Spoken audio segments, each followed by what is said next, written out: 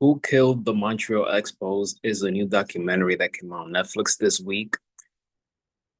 I like that you had so many interesting people that appear in this documentary. Pedro Martinez, Larry Walker, Vladimir Guerrero, Felipe Alou. I was so happy to see Felipe Alou in this documentary. He's walking in a cane, but he's the best manager in the history of the Montreal Expos.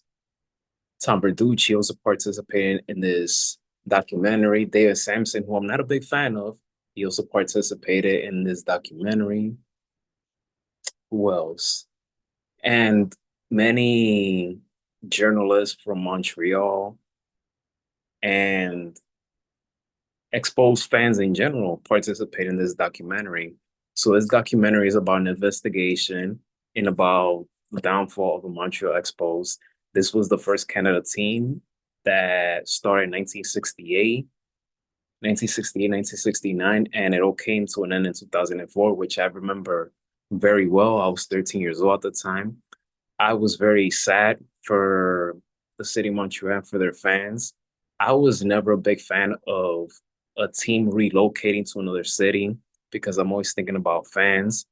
To this day, there are a lot of people that they're pissed off that the Dodgers left Brooklyn to go to Los Angeles. So with the Montreal Expos, the pain is still immense. It's still fresh. I believe that Montreal will have a team in the future.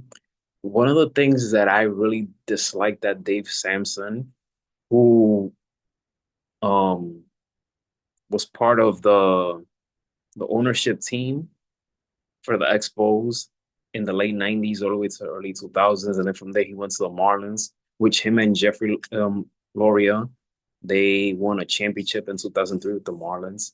There's one thing that he said that I disagree, and that is that baseball in Montreal does not fit or does not exist or does not work.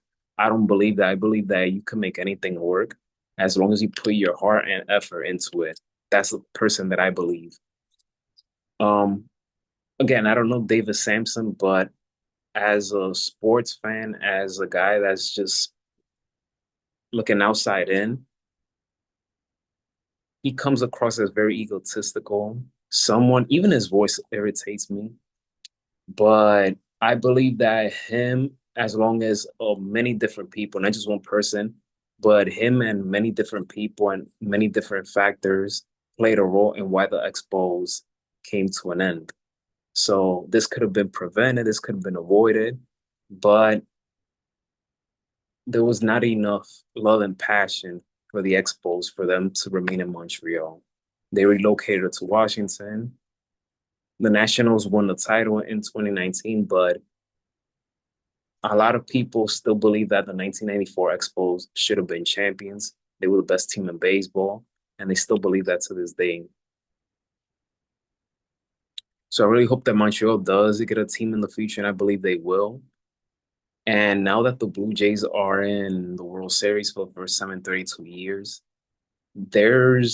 I'm pretty sure there's a lot of people in Canada that are hoping and rooting for the Blue Jays to bring that championship to Canada.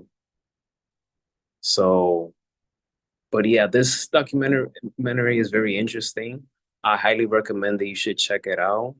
My review for this documentary from 1 through 5, I give it a 4.1 out of 5 stars. I definitely recommend you should check it out. If you're from Canada or if you're a sports fan and loves documentaries and movies about sports, this one is definitely for you.